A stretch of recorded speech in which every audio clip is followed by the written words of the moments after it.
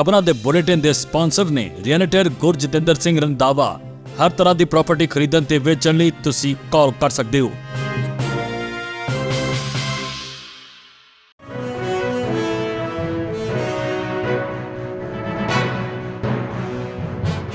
सत श्री अकाल, तुसी वेख रहे हो पंजाब मिल USA TV।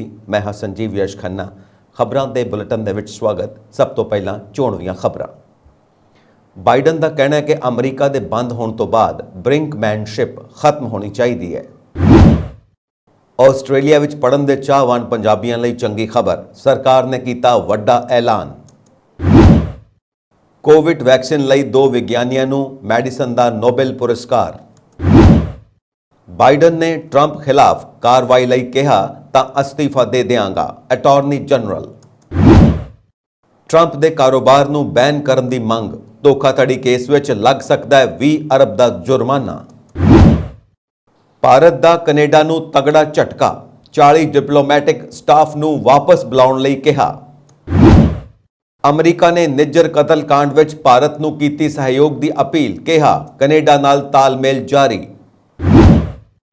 एलन मस्क ने ट्रूडो की कीती आलोचना, कहा बोलण की आज़ादी नूं कुचलण की कोशिश शर्मनाक।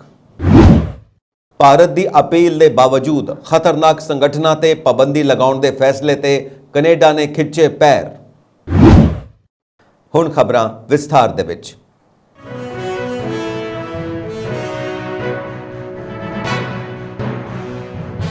अमरीकी राष्ट्रपति जो बाइडन ने कहा कि रूस के हमले के खिलाफ लड़ाई विच यूक्रेन नूं दित्ती जाण वाली सहायता नूं रोकण लई एक सरकारी बंद नूं टालण लई एक सौदे तो बाद यूक्रेन नूं सहायता जारी रखनी चाहिए है। राष्ट्रपति ने रिपब्लिकनां दी सरकारी खर्च की गलबात नूं रोकण लई आलोचना की अते यूक्रेन नूं भरोसा दवाया कि US की सहायता अटल है।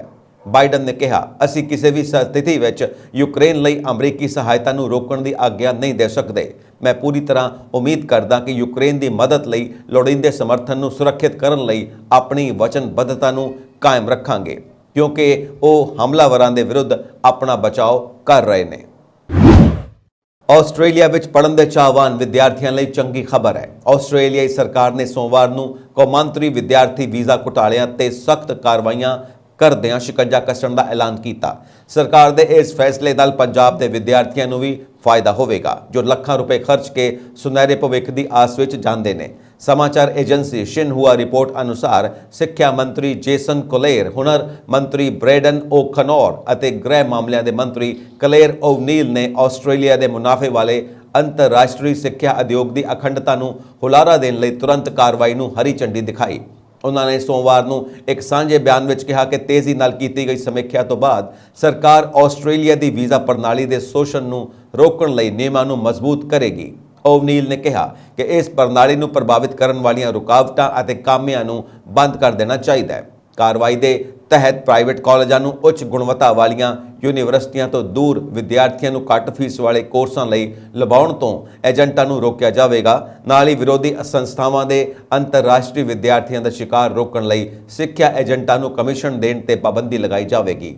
इस दे नाल ही सरकार आस्ट्रेलिया विच प्रवासियों नूं सिर्फ काम करन दे उद्देश लई विद्यार्थी वीज़ा की वरतों करन तो रोकण लई अंतरराष्ट्रीय विद्यार्थियों की हाज़री की निगरानी भी शुरू करेगी। रोजाना अखबार दी ऑस्ट्रेलियन फाइनेंशियल रिव्यू अनुसार आस्ट्रेलिया विच विद्यार्थी वीज़ा धारकों की संख्या जून के अंत में 6,60,765 के सर्वकाली उच्च पद्धर से पहुँच गई, जो कि 2020 की शुरुआत तो 2,30,000 वध है। सितंबर में सिक्ख्या विभाग द्वारा प्रकाशित किए गए डेटा नूं खुलासा किया गया कि कैलेंडर साल 2022 में आस्ट्रेलिया की आर्थिकता लई अंतरराष्ट्रीय सिक्ख्या की कीमत 26.6 बिलियन ऑस्ट्रेलियन डॉलर यानी कि 17 बिलियन डॉलर सी, जिस नाल एक कोले लोहे और कुदरती गैस के पिछे देश का चौथा सब तो वड्डा निर्यात बन गया। कोविड-19 खिलाफ mRNA के वैक्सीन के विकास नाल संबंधित खोजां लई 2 विग्यानियां कातालन कारेको और ड्रियो विसमैन नूं मैडिसन के नोबल पुरस्कार लई चुनिया गया है। कारिको हंगरी स्थित सेगन यूनीवर्सिटी विच प्रोफैसर ने अते वो पेंसिल्वेनिया यूनीवर्सिटी विच भी पढ़ाउंदे ने। विसमैन ने पेंसिल्वेनिया यूनीवर्सिटी विच कारिको नाल एक खोज की सी। ਨੋਬਲ ਅਸੈਂਬਲੀ ਦੇ ਸਕੱਤਰ ਥਾਮਸ ਪਰਲਮੈਨ ਨੇ ਕਿਹਾ ਕਿ ਆਪਣੀ ਬੇਮਿਸਾਲ ਖੋਜ ਜਿਸ ਨੇ mRNA ਅਤੇ ਸਾਡੀ ਇਮਿਊਨ ਪ੍ਰਣਾਲੀ ਦੇ ਸੰਪਰਕ ਨੂੰ ਲੈ ਕੇ ਸਮਝ ਨੂੰ ਮੌਲਿਕ ਰੂਪ ਨਾਲ ਬਦਲ ਦਿੱਤਾ ਹੈ। ਉਹਨਾਂ ਰਾਹੀਂ ਪੁਰਸਕਾਰ ਜੇਤੂਆਂ ਨੇ ਆਧੁਨਿਕ ਸਮੇਂ ਵਿੱਚ ਮਨੁੱਖੀ ਸਿਹਤ ਲਈ ਸਭ ਤੋਂ ਵੱਡੇ ਖਤਰਿਆਂ ਚੋਂ ਇੱਕ ਦੌਰਾਨ ਟੀਕੇ ਦੇ ਵਿਕਾਸ ਵਿੱਚ ਇਤਿਹਾਸਿਕ ਯੋਗਦਾਨ ਦਿੱਤਾ ਹੈ। ਉਹਨਾਂ ਦੱਸਿਆ ਕਿ ਜਦੋਂ ਪੁਰਸਕਾਰ ਦੇ ਐਲਾਨ ਤੋਂ ਕੁਝ ਸਮਾਂ ਪਹਿਲਾਂ ਦੋਵੇਂ ਵਿਗਿਆਨੀਆਂ ਨਾਲ ਸੰਪਰਕ ਕੀਤਾ ਗਿਆ ਤਾਂ ਉਹ ਨੋਬਲ ਮਿਲਣ ਦੀ ਖੁਸ਼ੀ ਦੀ ਖਬਰ ਸੁਣ ਕੇ ਬਹੁਤ ਜ਼ਿਆਦਾ ਖੁਸ਼ ਹੋਏ। ਪਿਛਲੇ ਸਾਲ ਮੈਡੀਸਨ ਦਾ ਨੋਬਲ ਪੁਰਸਕਾਰ ਸਵੀਡਨ ਦੇ ਵਿਗਿਆਨੀ ਸਵਾਂਤੇ ਪਾਬੋ ਨੂੰ ਮਨੁੱਖੀ ਵਿਕਾਸ ਦੀ ਉਹਨਾਂ ਦੀਆਂ ਖੋਜਾਂ ਲਈ ਪ੍ਰਦਾਨ ਕੀਤਾ ਗਿਆ ਸੀ, ਜਿਨ੍ਹਾਂ ਨੀਐਂਡਰਥਲ DNA ਦੇ ਰਹੱਸਾਂ ਨੂੰ ਉਜਾਗਰ ਕੀਤਾ ਹੈ। ਇਸ ਨਾਲ ਕੋਵਿਡ-19 ਪ੍ਰਤੀ ਸਾਡੀ ਸੰਵੇਦਨਸ਼ੀਲਤਾ ਸਮਾਨ ਇਮਿਊਨ ਪ੍ਰਣਾਲੀ ਨੂੰ ਲੈ ਕੇ ਅਹਿਮ ਜਾਣਕਾਰੀ ਮਿਲੀ ਹੈ। ਇਸ ਤੋਂ ਪਹਿਲਾਂ ਪਾਬੋ ਦੇ ਪਿਤਾ ਸੁਨ ਬਰਗਸਟ੍ਰੋਮ ਨੂੰ 1982 ਵਿੱਚ ਮੈਡੀਸਨ ਦਾ ਨੋਬਲ ਪੁਰਸਕਾਰ ਪ੍ਰਦਾਨ ਕੀਤਾ ਗਿਆ ਸੀ। ਅਮਰੀਕਾ ਦੇ ਅਟਾਰਨੀ ਜਨਰਲ ਮੈਰਿਕ ਗਾਰਲੈਂਡ ਨੇ ਕਿਹਾ ਕਿ ਜੇ ਰਾਸ਼ਟਰਪਤੀ ਜੋ ਬਾਈਡਨ ਉਹਨਾਂ ਨੂੰ ਰਿਪਬਲਿਕਨ ਰਾਸ਼ਟਰਪਤੀ ਉਮੀਦਵਾਰ ਡੋਨਾਲਡ ਟਰੰਪ ਵਿਰੁੱਧ ਕਾਰਵਾਈ ਕਰਨ ਲਈ ਕਹਿਣਗੇ ਤਾਂ ਉਹ ਅਸਤੀਫਾ ਦੇ ਦੇਣਗੇ। ਗਾਰਲੈਂਡ ਨੇ ਹਾਲਾਂਕਿ ਨਾਲ ਹੀ ਕਿਹਾ ਕਿ ਉਹਨਾਂ ਨੂੰ ਨਹੀਂ ਲੱਗਦਾ ਕਿ ਅਜਿਹਾ ਮੌਕਾ ਆਵੇਗਾ। CBS ਨੂੰ ਦਿੱਤੀ ਇੰਟਰਵਿਊ ਵਿੱਚ ਅਟਾਰਨੀ ਜਨਰਲ ਨੇ ਕਿਹਾ ਕਿ ਮੈਨੂੰ ਯਕੀਨ ਹੈ ਕਿ ਅਜਿਹਾ ਨਹੀਂ ਹੋਵੇਗਾ ਤੇ ਜੇ ਲੋੜ ਪਈ ਤਾਂ ਉਹ ਅਸਤੀਫਾ ਦੇ ਦੇਣਗੇ। ਜ਼ਿਕਰਯੋਗ ਹੈ ਕਿ ਨਿਆਂ ਵਿਭਾਗ ਟਰੰਪ ਖਿਲਾਫ 2020 ਦੀਆਂ ਚੋਣਾਂ ਸੰਬੰਧੀ ਕਾਨੂੰਨੀ ਕਾਰਵਾਈ ਕਰ ਰਿਹਾ ਹੈ। ਇਸ ਤੋਂ ਇਲਾਵਾ ਉਹਨਾਂ ਵਿਰੁੱਧ ਖੁਫੀਆ ਦਸਤਾਵੇਜ਼ਾਂ ਨੂੰ ਗਲਤ ਢੰਗ ਨਾਲ ਆਪਣੇ ਕੋਲ ਰੱਖਣ ਦੇ ਮਾਮਲੇ ਵਿੱਚ ਵੀ ਕਾਰਵਾਈ ਚੱਲ ਰਹੀ ਹੈ। ਗਾਰਲੈਂਡ ਨੇ ਵੱਖ-ਵੱਖ ਮਾਮਲਿਆਂ ਵਿੱਚ 3 ਵਿਸ਼ੇਸ਼ ਵਕੀਲ ਨਿਯੁਕਤ ਕੀਤੇ ਨੇ। ਅਟਾਰਨੀ ਜਨਰਲ ਨੇ ਉਹਨਾਂ ਦੋਸ਼ਾਂ ਨੂੰ ਖਾਰਜ ਕਰ ਦਿੱਤਾ ਕਿ ਟਰੰਪ ਖਿਲਾਫ ਇਹ ਕਾਰਵਾਈ 2024 ਦੀਆਂ ਟਰੰਪ ਦੀਆਂ ਰਾਸ਼ਟਰਪਤੀ ਬਣਨ ਦੀਆਂ ਸੰਭਾਵਨਾਵਾਂ ਨੂੰ ਸੱਟ ਮਾਰਨ ਲਈ ਸ਼ੁਰੂ ਕੀਤੀ ਗਈ ਹੈ। ਗਾਰਲੈਂਡ ਨੇ ਕਿਹਾ ਕਿ ਇਹਨਾਂ ਦੋਸ਼ਾਂ ਵਿੱਚ ਕੋਈ ਸੱਚਾਈ ਨਹੀਂ ਹੈ ਤੇ ਇਸਤਗਾਸਾ ਪੱਖ ਪੂਰੀ ਤਰ੍ਹਾਂ ਨਿਰਪੱਖ ਕਾਰਵਾਈ ਕਰ ਰਿਹਾ ਹੈ। ਉਹਨਾਂ ਨਾਲ ਹੀ ਇਹ ਵੀ ਕਿਹਾ ਕਿ ਰਾਸ਼ਟਰਪਤੀ ਨੇ ਕਦੇ ਵੀ ਜਾਂਚ ਵਿੱਚ ਦਖਲ ਨਹੀਂ ਦਿੱਤਾ। ਅਟਾਰਨੀ ਜਨਰਲ ਨੇ ਨਾਲ ਹੀ ਰਿਪਬਲਿਕਨਾਂ ਦੇ ਉਹਨਾਂ ਦੋਸ਼ਾਂ ਨੂੰ ਵੀ ਖਾਰਜ ਕਰ ਦਿੱਤਾ ਕਿ ਉਹ ਬਾਈਡਨ ਦੇ ਪੁੱਤਰ ਹੰਟਰ ਬਾਈਡਨ ਉੱਤੇ ਲੱਗੇ ਦੋਸ਼ਾਂ ਦੇ ਮਾਮਲੇ ਵਿੱਚ ਕਾਰਵਾਈ ਨਹੀਂ ਕਰ ਰਹੇ। ਨਿਊਯਾਰਕ ਸਾਬਕਾ ਰਾਸ਼ਟਰਪਤੀ ਡੋਨਾਲਡ ਟਰੰਪ ਇੱਕ ਮੁਕੱਦਮੇ ਦੀ ਸੁਣਵਾਈ ਲਈ ਅੱਜ ਅਦਾਲਤ ਵਿੱਚ ਪੇਸ਼ ਹੋਏ। ਇਸ ਮਾਮਲੇ ਵਿੱਚ ਟਰੰਪ ਤੇ ਉਹਨਾਂ ਦੀ ਕੰਪਨੀ ਤੇ ਬੈਂਕਾਂ ਤੇ ਹੋਰ ਨਾਲ ਧੋਖਾਧੜੀ ਕਰਨ ਦਾ ਦੋਸ਼ ਲਾਇਆ ਗਿਆ। ਟਰੰਪ ਉੱਤੇ ਦੋਸ਼ ਹੈ ਕਿ ਉਹਨਾਂ ਆਪਣੀ ਸੰਪत्ति ਬਾਰੇ ਵਿੱਤੀ ਲੈਣ-ਦੇਣ ਦੀਆਂ ਰਿਪੋਰਟਾਂ ਵਿੱਚ ਝੂਠ ਬੋਲਿਆ। ਨਿਊਯਾਰਕ ਦੇ ਅਟਾਰਨੀ ਜਨਰਲ ਜੋ ਕਿ ਇੱਕ ਡੈਮੋਕ੍ਰੇਟ ਨੇ ਟਰੰਪ ਤੋਂ ਕਰੋੜਾਂ ਡਾਲਰ ਹਰਜਾਨਾ ਮੰਗ ਰਹੇ ਨੇ ਤੇ ਉਹਨਾਂ ਦੇ ਕਾਰੋਬਾਰ ਉੱਤੇ ਪਾਬੰਦੀ ਲਗਾਉਣ ਦੀ ਮੰਗ ਵੀ ਕਰ ਰਹੇ ਨੇ। ਅਮਰੀਕਾ ਦੇ ਸਾਬਕਾ ਰਾਸ਼ਟਰਪਤੀ ਡੋਨਾਲਡ ਟਰੰਪ ਦੀਆਂ ਮੁਸ਼ਕਲਾਂ ਲਗਾਤਾਰ ਵਧਦੀਆਂ ਜਾ ਰਹੀਆਂ ਨੇ। ਟਰੰਪ ਇੱਕ ਤੋਂ ਬਾਅਦ ਇੱਕ ਮੁਕੱਦਮਿਆਂ ਦੇ ਜਾਲ ਵਿੱਚ ਫਸਦੇ ਜਾ ਰਹੇ ਨੇ। ਹੁਣ ਟਰੰਪ ਖਿਲਾਫ ਧੋਖਾਧੜੀ ਦੇ ਮਾਮਲੇ ਵਿੱਚ ਸੁਣਵਾਈ ਸ਼ੁਰੂ ਹੋ ਗਈ ਹੈ। ਇਸ ਕਾਰਨ ਉਹ ਸੋਮਵਾਰ ਨੂੰ ਨਿਊਯਾਰਕ ਦੀ ਅਦਾਲਤ ਵਿੱਚ ਪੇਸ਼ ਹੋਏ। ਅਦਾਲਤ ਵਿੱਚ ਆਉਣ ਸਮੇਂ ਟਰੰਪ ਨੇ ਗੂੜੇ ਨੀਲੇ ਰੰਗ ਦਾ ਸੂਟ, ਚਮਕੀਲੀ ਨੀਲੀ ਟਾਈ ਅਤੇ ਉਸ ਤੇ ਅਮਰੀਕੀ ਝੰਡੇ ਦੀ ਪਿੰਨ ਪਾਈ ਹੋਈ ਸੀ। ਦਰਅਸਲ ਟਰੰਪ ਤੇ ਆਪਣੇ ਰੀਅਲ ਐਸਟੇਟ ਕਾਰੋਬਾਰ ਬਾਰੇ ਝੂਠ ਬੋਲ ਕੇ $100 ਮਿਲੀਅਨ ਤੋਂ ਵੱਧ ਦੀ ਕਮਾਈ ਕਰਨ ਦਾ ਦੋਸ਼ ਹੈ। ਨਿਊਯਾਰਕ ਦੇ ਅਟਾਰਨੀ ਜਨਰਲ ਨੇ ਉਹਨਾਂ ਖਿਲਾਫ ਇਹ ਕੇਸ ਦਾਇਰ ਕੀਤਾ। ਉਹਨਾਂ ਨੇ ਦੋਸ਼ ਲਾਇਆ ਕਿ ਟਰੰਪ ਨੇ ਅਮਰੀਕਾ ਦੇ ਰਾਸ਼ਟਰਪਤੀ ਬਣਦੇ ਸਮੇਂ ਆਪਣੀ ਇੱਛਾ ਅਨੁਸਾਰ ਬੈਂਕ ਕਰਜ਼ੇ ਅਤੇ ਸਸਤੇ ਬੀਮੇ ਪ੍ਰੀਮੀਅਮ ਹਾਸਲ ਕਰਕੇ 2011 ਤੋਂ 2021 ਤੱਕ ਤੇਜ਼ੀ ਨਾਲ ਆਪਣੀ ਦੌਲਤ ਵਧਾਈ। ਅਟਾਰਨੀ ਜਨਰਲ ਲੈਟੀਆ ਜੇਮਸ ਨੇ ਸਾਬਕਾ ਰਾਸ਼ਟਰਪਤੀ ਤੇ ਘੱਟੋ-ਘੱਟ $250 ਮਿਲੀਅਨ ਦਾ ਜੁਰਮਾਨਾ ਉਸ ਤੇ ਅਤੇ ਉਸ ਦੇ ਪੁੱਤਰਾਂ ਡੋਨਾਲਡ ਜੂਨੀਅਰ ਅਤੇ ਐਰਿਕ ਤੇ ਨਿਊਯਾਰਕ ਵਿੱਚ ਕਾਰੋਬਾਰ ਕਰਨ ਤੇ ਪਾਬੰਦੀ ਅਤੇ ਟਰੰਪ ਸੰਗਠਨ ਤੇ ਰੀਅਲ ਐਸਟੇਟ ਕਾਰੋਬਾਰ ਕਰਨ ਤੇ 5 ਸਾਲ ਦੀ ਪਾਬੰਦੀ ਦੀ ਮੰਗ ਕੀਤੀ ਹੈ। ਜ਼ਿੰਬਾਬਵੇ ਵਿੱਚ ਇੱਕ ਹੀਰੇ ਦੀ ਖਾਨ ਕੋਲ ਹਵਾਈ ਜਹਾਜ਼ ਹਾਦਸਾਗ੍ਰਸਤ ਹੋਣ ਕਾਰਨ ਅਰਬਪਤੀ ਭਾਰਤੀ ਕਾਰੋਬਾਰੀ ਹਰਪਾਲ ਰੰਧਾਵਾ ਤੇ ਉਹਨਾਂ ਦੇ ਪੁੱਤਰ ਸਣੇ 6 ਜਣਿਆਂ ਦੀ ਮੌਤ ਹੋ ਗਈ। ਮੀਡੀਆ ਰਿਪੋਰਟਾਂ ਮੁਤਾਬਿਕ ਹਾਦਸਾ ਉਹਨਾਂ ਦੇ ਪ੍ਰਾਈਵੇਟ ਜਹਾਜ਼ ਸੈਸਨਾ 206 ਵਿੱਚ ਤਕਨੀਕੀ ਖਰਾਬੀ ਆਉਣ ਕਾਰਨ ਵਾਪਰਿਆ। ਦੱਸਣਯੋਗ ਹੈ ਕਿ ਹਰਪਾਲ ਰੰਧਾਵਾ ਮਾਈਨਿੰਗ ਕੰਪਨੀ ਰਿਓਜ਼ਿਮ ਦੇ ਮਾਲਿਕ ਸਨ। ਕੰਪਨੀ ਖਾਨਾਂ ਚੋਂ ਸੋਨਾ, ਕੋਲਾ, ਨਿਕਲ ਤੇ ਤਾਂਬਾ ਕੱਢਣ ਦਾ ਕੰਮ ਕਰਦੀ ਹੈ। ਰੰਧਾਵਾ 4 ਅਰਬ ਅਮਰੀਕੀ ਡਾਲਰ ਦੇ ਮੁੱਲ ਵਾਲੀ private equity firm GEM holdings ਦੇ ਵੀ ਬਾਨੀ ਸਨ।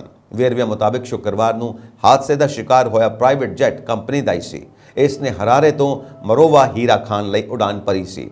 ਇੱਕ ਇੰਜਨ ਵਾਲਾ ਜਹਾਜ਼ ਖਾਨ ਦੇ ਨੇੜੇ ਹੀ ਹਾਦਸੇ ਦਾ ਸ਼ਿਕਾਰ ਹੋ ਗਿਆ। ਇਸ ਖਾਨ ਵਿੱਚ ਰਿਓਜ਼ਿਮ ਕੰਪਨੀ ਦੀ ਹਿੱਸੇਦਾਰੀ ਸੀ। ਰਿਪੋਰਟਾਂ ਮੁਤਾਬਿਕ ਜਹਾਜ਼ ਵਿੱਚ ਤਕਨੀਕੀ ਖਰਾਬੀ ਹੋਣ ਤੋਂ ਬਾਅਦ ਇਹ ਹਵਾ ਵਿੱਚ ਹੀ ਫਟ ਗਿਆ ਤੇ ਖੇਤਾਂ ਵਿੱਚ ਡਿੱਗ ਗਿਆ। ਦੀ ਹੈਰਲਡ ਨੇ ਆਪਣੀ ਰਿਪੋਰਟ ਵਿੱਚ ਦੱਸਿਆ ਕਿ ਮ੍ਰਿਤਕਾਂ ਵਿੱਚ 4 ਵਿਦੇਸ਼ੀ ਤੇ 2 ਜ਼ਿੰਬਾਬਵੇ ਦੇ ਨਾਗਰਿਕ ਸਨ। ਪੁਲਿਸ ਨੇ ਕਿਹਾ ਕਿ ਹਾਦਸਾ 29 ਸਤੰਬਰ ਨੂੰ ਸਵੇਰੇ 7:30 ਤੋਂ ਲੈ ਕੇ 8 ਵਜੇ ਦੇ ਦਰਮਿਆਨ ਵਾਪਰਿਆ ਸੀ। ਪੁਲਿਸ ਵੱਲੋਂ ਹਾਲੇ ਮ੍ਰਿਤਕਾਂ ਦੇ ਨਾਂ ਰਿਲੀਜ਼ ਕੀਤੇ ਜਾਣੇ ਬਾਕੀ ਨੇ, ਪਰ ਰੰਧਾਵਾ ਦੇ ਦੋਸਤ ਤੇ ਪੱਤਰਕਾਰ ਫਿਲਮਸਾਜ਼ ਹੋਪਵੈਲ ਚਿਨੋਨੋ ਨੇ ਉਹਨਾਂ ਦੀ ਮੌਤ ਦੀ ਪੁਸ਼ਟੀ ਕਰ ਦਿੱਤੀ। ਰਿਓਜ਼ਿਮ ਕੰਪਨੀ ਦੇ ਸਕੱਤਰ ਨੇ ਕਿਹਾ ਕਿ ਪੂਰਾ ਬਿਆਨ ਜਲਦੀ ਜਾਰੀ ਕੀਤਾ ਜਾਵੇਗਾ। ਅਮਰੀਕਾ ਦੇ ਉੱਤਰੀ ਡਕੋਟਾ ਸੂਬੇ ਤੋਂ ਰਿਪਬਲਿਕਨ ਪਾਰਟੀ ਦੇ ਸੰਸਦ ਮੈਂਬਰ ਡਗ ਲਾਰਸਨ, ਉਹਨਾਂ ਦੀ ਪਤਨੀ ਅਤੇ 2 ਬੱਚਿਆਂ ਦੀ ਹਵਾਈ ਹਾਦਸੇ ਵਿੱਚ ਮੌਤ ਹੋ ਗਈ। ਸੈਨੇਟ ਦੇ ਰਿਪਬਲਿਕਨ ਨੇਤਾ ਡੇਵਿਡ ਹੌਗ ਨੇ ਸੋਮਵਾਰ ਨੂੰ ਆਪਣੇ ਸਾਥੀ ਸੰਸਦ ਮੈਂਬਰਾਂ ਨੂੰ ਭੇਜੇ ਇੱਕ ਈਮੇਲ ਵਿੱਚ ਲਾਰਸਨ ਦੀ ਮੌਤ ਦੀ ਪੁਸ਼ਟੀ ਕੀਤੀ। ਗ੍ਰੈਂਡ ਕਾਉਂਟੀ ਸ਼ੈਰਿਫ ਵਿਭਾਗ ਦੇ ਫੇਸਬੁੱਕ ਤੇ ਇੱਕ ਬਿਆਨ ਵਿੱਚ ਕਿਹਾ ਕਿ ਜਹਾਜ਼ ਐਤਵਾਰ ਸ਼ਾਮ ਨੂੰ ਮੁਆਬ ਤੋਂ ਲਗਭਗ 24 ਮੀਲ ਦੂਰ ਕੈਨੇਡੀਅਨ ਲੈਂਡਸ ਹਵਾਈ ਅੱਡੇ ਤੋਂ ਉਡਾਨ ਭਰਨ ਤੋਂ ਥੋੜੀ ਦੇਰ ਬਾਅਦ ਹਾਦਸਾਗ੍ਰਸਤ ਹੋ ਗਿਆ। ਭਾਰਤ ਤੇ ਕੈਨੇਡਾ ਦੇ ਰਿਸ਼ਤੇ ਵਿਗੜਦੇ ਜਾ ਰਹੇ ਨੇ। ਇਸ ਚੱਲ ਰਹੇ ਤਣਾਅ ਵਿਚਾਲੇ ਭਾਰਤ ਨੇ ਕੈਨੇਡਾ ਨੂੰ ਆਪਣੇ ਦਰਜਨਾਂ ਡਿਪਲੋਮੈਟਿਕ ਸਟਾਫ ਨੂੰ ਵਾਪਸ ਬੁਲਾਉਣ ਲਈ ਕਿਹਾ।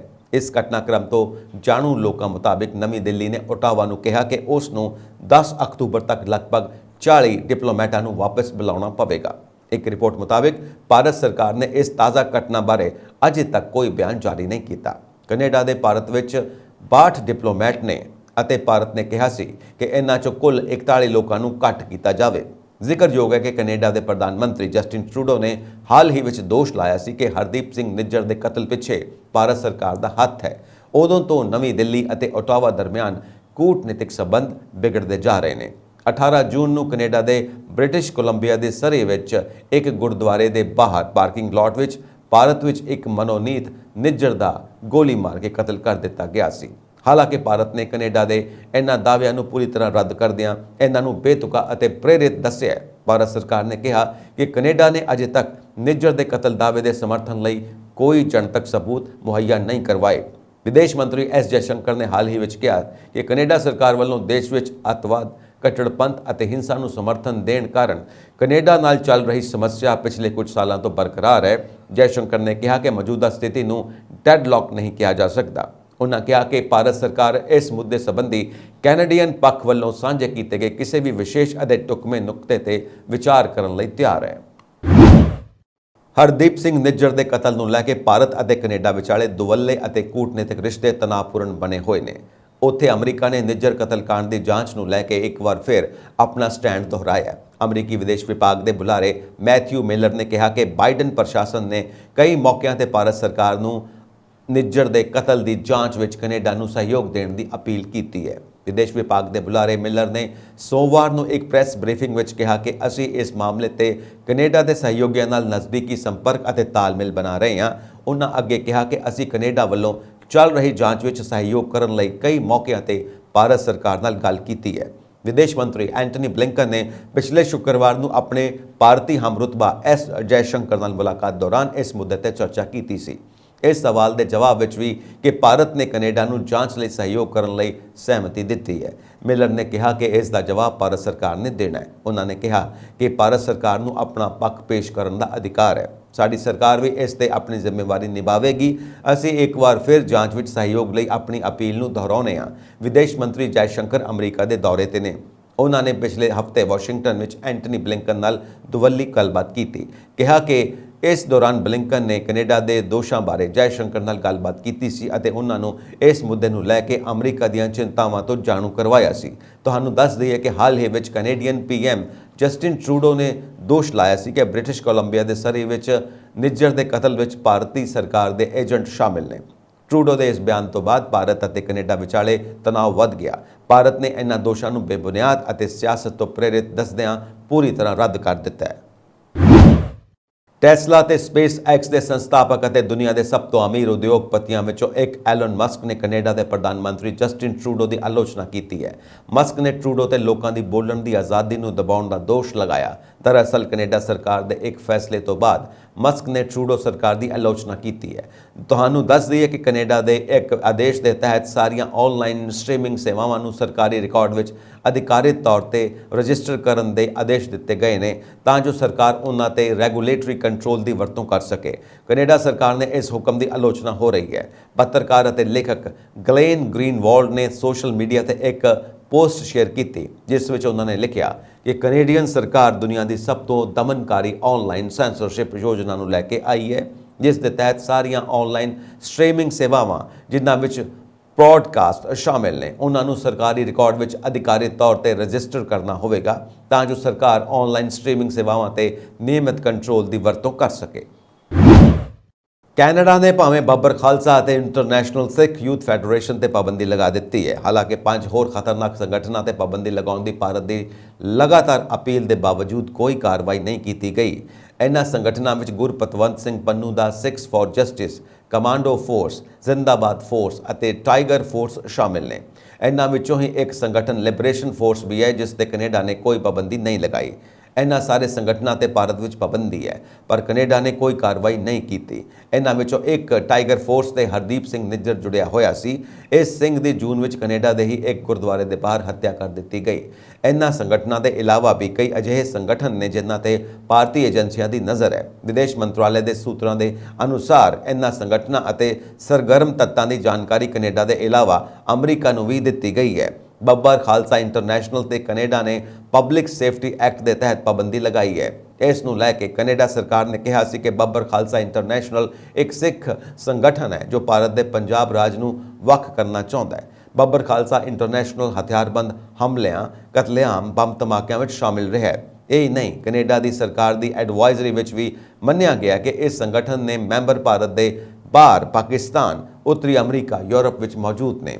ਇਹ ਹੀ ਨਹੀਂ, ਇੰਟਰਨੈਸ਼ਨਲ ਸਿੱਖ ਯੁਵਾ ਫੈਡਰੇਸ਼ਨ ਨੂੰ ਲੈ ਕੇ ਵੀ ਕੈਨੇਡਾ ਨੇ ਮੰਨਿਆ ਕਿ ਇਹ ਸੰਗਠਨ ਹੈ। ਕੈਨੇਡਾ ਸਰਕਾਰ ਮੁਤਾਬਿਕ ਇਸ ਦਾ ਗਠਨ 1984 ਵਿੱਚ ਯੂਕੇ ਵਿੱਚ ਕੀਤਾ ਗਿਆ ਸੀ। ਇਹ ਸੰਗਠਨ ਉਸ ਵਿਚਾਰਧਾਰਾ ਨੂੰ ਪੋਸ਼ਿਤ ਕਰ ਰਿਹਾ ਹੈ ਜਿਸ ਦਾ ਉਦੇਸ਼ ਇੱਕ ਵੱਖਰਾ ਦੇਸ਼ ਸਥਾਪਿਤ ਕਰਨਾ ਹੈ।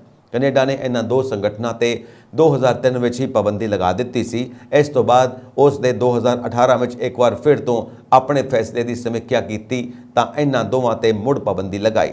ਪਰ ਹੋਰ 5 ਸੰਗਠਨਾਂ ਤੇ ਕੈਨੇਡਾ ਨੇ ਕੋਈ ਫੈਸਲਾ ਨਹੀਂ ਲਿਆ, ਸਗੋਂ ਉਹਨਾਂ ਵਿੱਚੋਂ ਇੱਕ ਤੇ ਹਰਦੀਪ ਸਿੰਘ ਨਿੱਜਰ ਦੀ ਹੱਤਿਆ ਨੂੰ ਲੈ ਕੇ ਭਾਰਤ ਨਾਲ ਰਿਸ਼ਤੇ ਖਰਾਬ ਕਰ ਲਏ ਨੇ। ਨਿਊਜ਼ੀਲੈਂਡ ਵਿੱਚ 14 ਅਕਤੂਬਰ ਨੂੰ ਹੋਣ ਵਾਲੀਆਂ ਆਮ ਚੋਣਾਂ ਵਿੱਚ ਸੋਮਵਾਰ ਨੂੰ ਸ਼ੁਰੂਆਤੀ VOTING ਸ਼ੁਰੂ ਹੋ ਗਈ। ਕੰਜ਼ਰਵੇਟਿਵ ਉਮੀਦਵਾਰ ਕ੍ਰਿਸਟੋਫਰ ਲਕਸਨ ਨੇ ਬੈਲਟ ਬਾਕਸ ਵਿੱਚ ਆਪਣੀ ਵੋਟ ਪਾਈ। ਉਧਰ ਆਸਟ੍ਰੇਲੀਆ ਦੇ ਕੁਝ ਹਿੱਸਿਆਂ ਵਿੱਚ ਵੀ ਜਨਮਤ ਸੰਗ੍ਰਹਿ ਦੇ ਸੰਬੰਧ ਵਿੱਚ ਸ਼ੁਰੂਆਤੀ VOTING ਵੀ ਸ਼ੁਰੂ ਹੋ ਗਈ। ਇਹ ਰਾਇਸ਼ੁਮਾਰੀ ਨਸਲੀ ਲੋਕਾਂ ਦੇ ਜੀਵਨ ਨੂੰ ਪ੍ਰਭਾਵਿਤ ਕਰਨ ਵਾਲੀਆਂ ਨੀਤੀਆਂ ਬਾਰੇ ਸਲਾਹ ਦੇਣ ਲਈ ਪਾਰਲੀਮੈਂਟ ਲਈ ਆਸਟ੍ਰੇਲੀਆ ਦੇ ਸੰਵਿਧਾਨ ਵਿੱਚ ਇੱਕ ਵਿਧੀ ਸਥਾਪਿਤ ਕਰੇਗੀ। ਨਿਊਜ਼ੀਲੈਂਡ ਵਿੱਚ ਪ੍ਰਧਾਨ ਮੰਤਰੀ ਕ੍ਰਿਸ ਹੌਪਕਿੰਸ ਨੇ ਐਤਵਾਰ ਨੂੰ ਉਸ ਸਮੇਂ ਝਟਕਾ ਲੱਗਾ ਜਦੋਂ ਉਹ ਕਰੋਨਾ ਵਾਇਰਸ ਨਾਲ ਸੰਕਰਮਿਤ ਪਾਏ ਗਏ। ਉਹਨਾਂ ਨੇ ਕਿਹਾ ਕਿ ਉਹ 5 ਦਿਨ ਜਾਂ ਜਦੋਂ ਤੱਕ ਟੈਸਟ ਤੋਂ ਪੁਸ਼ਟੀ ਨਹੀਂ ਹੋ ਜਾਂਦੀ ਉਹ ਸੰਕਰਮਣ ਤੋਂ ਮੁਕਤ ਨੇ, ਉਦੋਂ ਤੱਕ ਇਕਾਂਤਵਾਸ ਵਿੱਚ ਰਹਿਣਗੇ।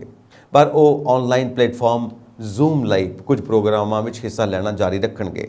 ਹਿਪਕਿੰਸ ਅਤੇ ਉਸ ਦੀ ਲਿਬਰਲ ਪਾਰਟੀ ਚੋਣ ਤੋਂ ਪਹਿਲਾਂ ਦੇ ਸਰਵੇਖਣਾਂ ਵਿੱਚ ਕ੍ਰਿਸਟੋਫਰ ਲਕਸਨ ਦੀ ਅਗਵਾਈ ਵਾਲੀ ਵਿਰੋਧੀ ਨੈਸ਼ਨਲ ਪਾਰਟੀ ਤੋਂ ਪਿੱਛੇ ਹੈ। ਲਕਸਨ ਨੇ ਐਤਵਾਰ ਨੂੰ 100 ਦਿਨਾਂ ਦੀ ਕਾਰਜ ਯੋਜਨਾ ਜਾਰੀ ਕੀਤੀ ਅਤੇ ਕਿਹਾ ਕਿ ਉਹ ਟੈਕਸ ਰਾਹਤ ਆਰਥਿਕਤਾ ਨੂੰ ਮੁੜ ਸੁਰਜੀਤ ਕਰਨ ਅਤੇ ਕਾਨੂੰਨ ਵਿਵਸਥਾ ਬਹਾਲ ਕਰਨ ਲਈ ਕੰਮ ਕਰਨਗੇ। ਉਧਰ ਆਸਟ੍ਰੇਲੀਆ ਵਿੱਚ ਵੀ VOTING ਲਾਜ਼ਮੀ ਹੈ, ਪਰ ਲਗਭਗ 98% ਯੋਗ ਆਸਟ੍ਰੇਲੀਅਨਾਂ ਨੇ ਸੰਸਦ ਲਈ ਨਸਲੀ ਲੋਕਾਂ ਦੀ ਆਵਾਜ਼ ਤੇ ਰਾਇਸ਼ੁਮਾਰੀ ਵਿੱਚ ਵੋਟ ਦਿੱਤੀ। ਮੈਕਸੀਕੋ ਦੇ ਉੱਤਰੀ ਇਲਾਕੇ ਵਿੱਚ ਇੱਕ ਗਿਰਜਾਘਰ ਦੀ ਛੱਤ ਡਿੱਗਣ ਕਾਰਨ ਕਰੀਬ 10 ਵਿਅਕਤੀਆਂ ਦੀ ਮੌਤ ਹੋ ਗਈ ਅਤੇ 60 ਜਣੇ ਫੱਟੜ ਹੋ ਗਏ। ਇਹ ਹਾਦਸਾ ਐਤਵਾਰ ਨੂੰ ਗਿਰਜਾਘਰ ਵਿੱਚ ਹੋਏ ਇਕੱਠ ਦੌਰਾਨ ਵਾਪਰਿਆ। ਬਚਾਅ ਤੇ ਰਾਹਤ ਕਰਮੀ ਮਲਬੇ ਵਿੱਚੋਂ ਹੋਰਨਾਂ ਪੀੜਤਾਂ ਨੂੰ ਲੱਭਣ ਦੀ ਕੋਸ਼ਿਸ਼ ਕਰ ਰਹੇ ਨੇ। ਅਧਿਕਾਰੀਆਂ ਮੁਤਾਬਿਕ ਕਰੀਬ 30 ਜਣਿਆਂ ਦੇ ਮਲਬੇ ਹੇਠ ਦੱਬੇ ਹੋਣ ਦਾ ਖਦਸ਼ਾ ਹੈ। ਉਹਨਾਂ ਕਿਹਾ ਕਿ ਹਾਦਸੇ ਵਾਪਰਨ ਵੇਲੇ ਅੰਦਰ ਕਰੀਬ 100 ਲੋਕ ਮੌਜੂਦ ਸਨ। ਜ਼ਖਮੀਆਂ ਵਿੱਚ ਬੱਚੇ ਵੀ ਸ਼ਾਮਿਲ ਸਨ। ਰਿਪੋਰਟਾਂ ਮੁਤਾਬਿਕ ਹਾਦਸਾ ਗਿਰਜਾਘਰ ਦਾ ਢਾਂਚਾ ਕਮਜ਼ੋਰ ਹੋਣ ਕਾਰਨ ਵਾਪਰਿਆ। ਪੁਲਿਸ ਤੇ ਪ੍ਰਸ਼ਾਸਨ ਨੇ ਹੋਰ ਕਿਸੇ ਕਾਰਨ ਦੀ ਸੰਭਾਵਨਾ ਤੋਂ ਇਨਕਾਰ ਕੀਤਾ। ਹਾਦਸੇ ਵਾਲਾ ਸ਼ਹਿਰ ਸਿਊਦਾਦ ਮਾਦੇਰੋ ਅਮਰੀਕਾ ਦੀ ਸਰਹੱਦ ਦੇ ਨੇੜੇ ਹੈ ਤੇ ਨਸ਼ਾ ਤਸਕਰੀ ਕਰਨ ਵਾਲੇ ਗਿਰੋਹਾਂ ਦੀ ਹਿੰਸਾ ਲਈ ਜਾਣਿਆ ਜਾਂਦਾ ਹੈ। ਮੈਕਸੀਕੋ ਦੀ ਪਾਦਰੀਆਂ ਦੀ ਕੌਂਸਲ ਨੇ ਮ੍ਰਿਤਕਾਂ ਲਈ ਪ੍ਰਾਰਥਨਾ ਕਰਦਿਆਂ ਉਹਨਾਂ ਨੂੰ ਸ਼ਰਧਾਂਜਲੀ ਦਿੱਤੀ ਹੈ। ਉਹਨਾਂ ਮਗਰੋਂ ਜ਼ਖਮੀ ਵਿਅਕਤੀਆਂ ਦੀ ਇੱਕ ਸੂਚੀ ਵੀ ਜਾਰੀ ਕੀਤੀ ਜਿਨ੍ਹਾਂ ਵਿੱਚ 4 ਮਹੀਨਿਆਂ ਦਾ ਇੱਕ ਬੱਚਾ ਤੇ 5 ਸਾਲਾਂ ਦੇ 3 ਬੱਚੇ ਸ਼ਾਮਿਲ ਨੇ। ਮੈਟਾ ਦੇ ਮਾਲਕਾਨਾ ਹੱਕ ਵਾਲੇ WhatsApp ਦੀ ਲੇਟੈਸਟ ਇੰਡੀਆ ਮਹੀਨਾਵਾਰ ਰਿਪੋਰਟ ਜਾਰੀ ਕਰ ਦਿੱਤੀ ਗਈ ਹੈ। ਰਿਪੋਰਟ ਮੁਤਾਬਿਕ ਇੰਸਟੈਂਟ ਮੈਸੇਜਿੰਗ ਐਪ WhatsApp ਨੇ ਅਗਸਤ 2023 ਵਿੱਚ ਦੇਸ਼ ਵਿੱਚ 74 ਲੱਖ ਅਕਾਊਂਟ ਬੈਨ ਕੀਤੇ। ਮੈਸੇਜਿੰਗ ਪਲੇਟਫਾਰਮ ਨੇ ਦੇਸ਼ ਦੇ IT ਨਿਯਮਾਂ ਨੂੰ ਧਿਆਨ ਵਿੱਚ ਰੱਖਦੇ ਹੋਏ ਇਹਨਾਂ WhatsApp ਅਕਾਊਂਟਸ ਨੂੰ ਬੈਨ ਕਰ ਦਿੱਤਾ। WhatsApp ਦਾ ਕਹਿਣਾ ਹੈ ਕਿ 35 ਲੱਖ ਅਕਾਊਂਟਸ ਨੂੰ ਪ੍ਰੋਟੋਕਾਲ ਬੈਨ ਕੀਤਾ ਗਿਆ ਹੈ, ਯਾਨੀ ਯੂਜ਼ਰਸ ਤੋਂ ਮਿਲਣ ਵਾਲੀ ਕਿਸੇ ਵੀ ਜਾਣਕਾਰੀ ਦੀ ਸ਼ਿਕਾਇਤ ਜਾਂ ਰਿਪੋਰਟ ਹੋਣ ਤੋਂ ਪਹਿਲਾਂ ਹੀ ਇਹ ਅਕਾਊਂਟ ਬੰਦ ਕਰ ਦਿੱਤੇ ਗਏ। WhatsApp ਦੀ ਇਸ ਯੂਜ਼ਰ ਸੇਫਟੀ ਰਿਪੋਰਟ ਵਿੱਚ ਯੂਜ਼ਰਸ ਵੱਲੋਂ ਮਿਲੀਆਂ ਸ਼ਿਕਾਇਤਾਂ ਦੀ ਜਾਣਕਾਰੀ ਤੇ WhatsApp ਵੱਲੋਂ ਲਏ ਗਏ ਐਕਸ਼ਨ ਦੀ ਜਾਣਕਾਰੀ ਦਿੱਤੀ ਗਈ ਹੈ। ਇਸ ਤੋਂ ਇਲਾਵਾ ਇਸ ਰਿਪੋਰਟ ਵਿੱਚ WhatsApp ਵੱਲੋਂ ਪਲੇਟਫਾਰਮ ਤੇ ਫੇਕ ਨਿਊਜ਼ ਨਾਲ ਨਿਪਟਣ ਲਈ ਚੁੱਕੇ ਗਏ ਐਕਸ਼ਨ ਦਾ ਵੀ ਜ਼ਿਕਰ ਹੈ। Report WhatsApp has seen a 40% increase in usage due to COVID-19 pandemic। WhatsApp ਨੇ ਕਿਹਾ ਕਿ 1 ਅਗਸਤ ਤੋਂ 31 ਅਗਸਤ ਦੇ ਵਿੱਚ ਕੁੱਲ 7,42,748 WhatsApp ਅਕਾਊਂਟਸ ਬੈਨ ਕੀਤੇ ਗਏ। ਇਹਨਾਂ ਵਿੱਚੋਂ 3,50,695 ਅਕਾਊਂਟਸ ਨੂੰ ਪੈਨਕੁਐਲਿਟੀ ਯਾਨੀ ਯੂਜ਼ਰਸ ਵੱਲੋਂ ਰਿਪੋਰਟ ਕੀਤੇ ਜਾਣ ਤੋਂ ਪਹਿਲਾਂ ਹੀ ਬੈਨ ਕਰ ਦਿੱਤਾ ਗਿਆ। ਦੱਸ ਦਈਏ ਕਿ WhatsApp ਤੋਂ ਕੋਈ ਇੰਡੀਅਨ ਅਕਾਊਂਟ ਦੀ ਪਛਾਣ +91 ਤੋਂ ਸ਼ੁਰੂ ਹੋਣ ਵਾਲੇ ਫ਼ੋਨ ਨੰਬਰ ਜ਼ਰੀਏ ਕੀਤੀ ਜਾਂਦੀ ਹੈ। ਦੱਸ ਦਈਏ ਕਿ ਸਰਕਾਰ ਨੇ ਇਸੇ ਸਾਲ ਯਾਨੀ 2023 ਦੇ ਵਿੱਚ ਗ੍ਰੀਵੈਂਸ ਐਪੀਲੇਟ ਕਮੇਟੀ ਮੈਗਜ਼ੀਨੀਅਮ ਲਾਂਚ ਕੀਤਾ ਗਿਆ। ਇਸ ਜ਼ਰੀਏ ਯੂਜ਼ਰਸ ਵਿੱਚ ਇੱਕ ਨਵੇਂ ਪੋਰਟਲ ਤੋਂ ਆਪਣੀ ਸ਼ਿਕਾਇਤ ਦਰਜ ਕਰਾ ਕੇ ਸੋਸ਼ਲ ਮੀਡੀਆ ਪਲੇਟਫਾਰਮ ਵੱਲੋਂ ਕੀਤੇ ਗਏ ਫੈਂਸਾਂ ਖਿਲਾਫ ਅਪੀਲ ਕਰ ਸਕਦੇ ਨੇ। ਪ੍ਰਧਾਨ ਮੰਤਰੀ ਨਰਿੰਦਰ ਮੋਦੀ ਨੇ ਚਿਤੌੜਗੜ੍ਹ ਵਿੱਚ ਰੈਲੀ ਦੌਰਾਨ ਸਪਸ਼ਟ ਸੰਕੇਤ ਦਿੱਤਾ ਕਿ ਰਾਜਸਥਾਨ ਵਿੱਚ ਭਾਜਪਾ ਦਾ ਮੁੱਖ ਮੰਤਰੀ ਚਿਹਰਾ ਹਾਲ ਹੀ ਦੀ ਘੜੀ ਕੋਈ ਨਹੀਂ ਹੋਵੇਗਾ। ਉਹਨਾਂ ਕਿਹਾ ਕਿ ਭਾਜਪਾ ਵਿਧਾਨ ਸਭਾ ਚੋਣਾਂ ਪਾਰਟੀ ਦੇ ਚੋਣ ਨਿਸ਼ਾਨ ਕਮਲ ਤੇ ਲੜੇਗੀ। ਮੋਦੀ ਨੇ ਕਿਹਾ ਕਿ ਮੁੱਖ ਮੰਤਰੀ ਅਸ਼ੋਕ ਗਹਿਲੋਤ ਨੇ ਪਹਿਲਾਂ ਹੀ ਹਾਰ ਮੰਨ ਲਈ ਹੈ ਕਿਉਂਕਿ ਉਹਨਾਂ ਆਖਿਆ ਕਿ ਰਾਜਸਥਾਨ ਵਿੱਚ ਕਾਂਗਰਸ ਵੱਲੋਂ ਸ਼ੁਰੂ ਕੀਤੀਆਂ ਗਈਆਂ ਭਲਾਈ ਯੋਜਨਾਵਾਂ ਉਹ ਰੱਦ ਨਾ ਕਰਨ ਅਤੇ ਗਰੰਟੀ ਦੇਣ ਦੀ ਭਾਜਪਾ ਉਹਨਾਂ ਨੂੰ ਬੰਦ ਨਹੀਂ ਕਰੇਗੀ। ਉਹਨਾਂ ਕਿਹਾ ਕਿ ਇਹ ਮੋਦੀ ਦੀ ਗਰੰਟੀ ਹੈ ਕਿ ਕੋਈ ਵੀ ਜਨਹਿਤ ਵਾਲੀ ਯੋਜਨਾ ਬੰਦ ਨਹੀਂ ਕੀਤੀ ਜਾਵੇਗੀ ਪਰ ਉਸ ਵਿੱਚ ਸੁਧਾਰ ਕੀਤਾ ਜਾਵੇਗਾ। ਆਪਣੇ ਸੰਬੋਧਨ ਤੋਂ ਪਹਿਲਾਂ ਮੋਦੀ ਨੇ ਇੱਕ ਹੋਰ ਸਮਾਗਮ ਦੌਰਾਨ 7200 ਕਰੋੜ ਰੁਪਏ ਦੇ ਪ੍ਰੋਜੈਕਟਾਂ ਦਾ ਨੀਂਹ ਪੱਥਰ ਰੱਖਿਆ ਅਤੇ ਉਦਘਾਟਨ ਕੀਤਾ। ਉਹਨਾਂ ਸਾਂਵਲੀਆ ਮੰਦਿਰ ਵਿੱਚ ਪੂਜਾ ਅਰਚਨਾ ਵੀ ਕੀਤੀ। ਰੈਲੀ ਦੌਰਾਨ ਸਾਬਕਾ ਮੁੱਖ ਮੰਤਰੀ ਵਸੁੰਧਰਾ ਰਾਜੇ, ਭਾਜਪਾ ਪ੍ਰਦੇਸ਼ ਪ੍ਰਧਾਨ CP ਜੋਸ਼ੀ, ਵਿਰੋਧੀ ਧਿਰ ਦੇ ਆਗੂ ਰਾਜਿੰਦਰ ਰਾਠੌੜ ਅਤੇ ਕੇਂਦਰੀ ਮੰਤਰੀ ਅਰਜੁਨ ਮੇਘਵਾਲ ਸਣੇ ਹੋਰ ਆਗੂ ਹਾਜ਼ਰ ਸਨ। ਭ੍ਰਿਸ਼ਟਾਚਾਰ ਅਤੇ ਮਹਿਲਾ ਸੁਰੱਖਿਆ ਦੇ ਮੁੱਦੇ ਤੇ ਗਹਿਲੋਤ ਸਰਕਾਰ ਉੱਪਰ ਵਰਦਿਆਂ ਮੋਦੀ ਨੇ ਕਿਹਾ ਕਿ ਜਦੋਂ ਵੀ ਦੇਸ਼ ਵਿੱਚ ਕਿਤੇ ਵੀ ਧੀਆਂ ਖਿਲਾਫ ਵਧੀਕੀ ਹੁੰਦੀ ਹੈ ਤਾਂ ਉਹਨਾਂ ਨੂੰ ਦਰਦ ਹੁੰਦਾ ਹੈ। ਪ੍ਰਧਾਨ ਮੰਤਰੀ ਨੇ ਕਿਹਾ ਕਿ ਪੇਪਰ ਲੀਕ ਮਾਫੀਆ ਦੀ ਜਵਾਬਦੇਹੀ ਤੈਅ ਕਰਕੇ ਉਹਨਾਂ ਨੂੰ ਸਖਤ ਸਜ਼ਾ ਦਿੱਤੀ ਜਾਵੇਗੀ। ਮੱਧ ਪ੍ਰਦੇਸ਼ ਵਿੱਚ 19,262 ਕਰੋੜ ਰੁਪਏ ਦੇ ਪ੍ਰੋਜੈਕਟਾਂ ਦਾ ਉਦਘਾਟਨ ਅਤੇ ਨੀਂਹ ਪੱਥਰ ਰੱਖਣ ਮਗਰੋਂ ਰੈਲੀ ਨੂੰ ਸੰਬੋਧਨ ਕਰਦਿਆਂ ਪ੍ਰਧਾਨ ਮੰਤਰੀ ਨਰਿੰਦਰ ਮੋਦੀ ਨੇ ਵਿਰੋਧੀ ਧਿਰ ਤੇ ਵਰਦਿਆਂ ਕਿਹਾ ਕਿ ਉਹ ਵਿਕਾਸ ਵਿਰੋਧੀ ਸਿਆਸਤ ਕਰਦੇ ਨੇ ਅਤੇ ਉਹ ਵੱਖ-ਵੱਖ ਖੇਤਰਾਂ ਵਿੱਚ ਦੇਸ਼ ਦੀ ਤਰੱਕੀ ਨੂੰ ਹਜ਼ਮ ਨਹੀਂ ਕਰ ਸਕਦੇ। ਉਹਨਾਂ ਕਿਹਾ ਕਿ ਭਾਜਪਾ ਵਿਰੋਧੀ ਪਾਰਟੀਆਂ ਇਸ ਗੱਲ ਨੂੰ ਪਸੰਦ ਨਹੀਂ ਕਰਦੀਆਂ ਕਿ ਦੇਸ਼ ਦੀ ਆਲਮੀ ਮੰਚਾਂ ਤੇ ਸ਼ਲਾਘਾ ਹੋ ਰਹੀ ਹੈ। ਵਿਰੋਧੀ ਧਿਰਾਂ ਨਫ਼ਰਤ ਵਾਲੇ ਰਵੱਈਏ ਕਾਰਨ ਦੇਸ਼ ਵਿੱਚ ਪ੍ਰਾਪਤੀਆਂ ਭੁੱਲ ਜਾਂਦੀਆਂ ਨੇ। ਮੋਦੀ ਨੇ ਕਿਹਾ ਕਿ ਲੋਕਾਂ ਨੂੰ ਡਬਲ ਇੰਜਨ ਸਰਕਾਰ ਤੇ ਯਕੀਨ ਹੈ ਕਿਉਂਕਿ ਇਸ ਨਾਲ ਮੱਧ ਪ੍ਰਦੇਸ਼ ਵਿੱਚ ਡਬਲ ਵਿਕਾਸ ਹੋਇਆ ਹੈ। ਉਹਨਾਂ ਕਿਹਾ ਕਿ ਭਾਜਪਾ ਸਰਕਾਰ ਨੇ ਮੱਧ ਪ੍ਰਦੇਸ਼ ਨੂੰ ਬਿਮਾਰੂ ਸ਼੍ਰੇਣੀ ਚੋਂ ਕੱਢ ਕੇ ਦੇਸ਼ ਦੇ ਸਿਖਰਲੇ 10 ਸੂਬਿਆਂ ਵਿੱਚ ਖੜਾ ਕਰ ਦਿੱਤਾ ਹੈ। ਉਦੈਪੁਰ ਜੈਪੁਰ ਵੰਦੇ ਭਾਰਤ ਐਕਸਪ੍ਰੈਸ ਅੱਜ ਵੱਡੇ ਹਾਦਸੇ ਦਾ ਸ਼ਿਕਾਰ ਹੁੰਦੇ ਬਚ ਗਈ, ਜਿਸ ਨੂੰ ਸਵੇਰੇ ਕੁਝ ਸ਼ਰਾਰਤੀ ਅਨਸਰਾਂ ਨੇ ਪਟੜੀ ਤੋਂ ਉਤਾਰਨ ਦੀ ਕੋਸ਼ਿਸ਼ ਕੀਤੀ।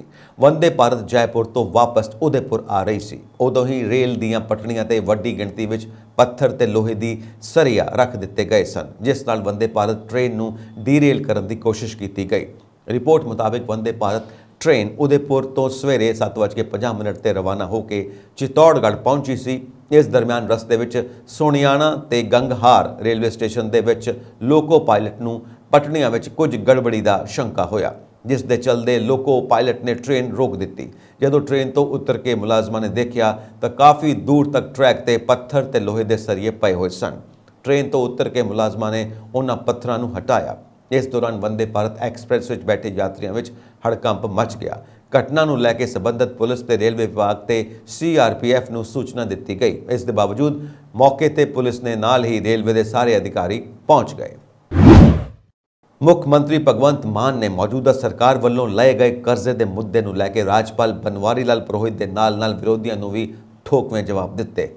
ਪਟਿਆਲਾ ਵਿਖੇ ਸੂਬਾ ਪੱਧਰੀ ਸਮਾਗਮ ਦੌਰਾਨ ਸੰਬੋਧਨ ਕਰਦਿਆਂ ਮੁੱਖ ਮੰਤਰੀ ਭਗਵੰਤ ਮਾਨ ਨੇ ਕਿਹਾ ਕਿ ਅਸੀਂ ਤਾਂ ਪੁਰਾਣੀਆਂ ਸਰਕਾਰਾਂ ਦੇ ਬੀਜੇ ਕੰਡੇ ਚੁਗ ਰਹੇ ਹਾਂ, ਅਸੀਂ ਤਾਂ ਉਹਨਾਂ ਦੇ ਲਏ ਕਰਜ਼ੇ ਮੋੜ ਰਹੇ ਹਾਂ।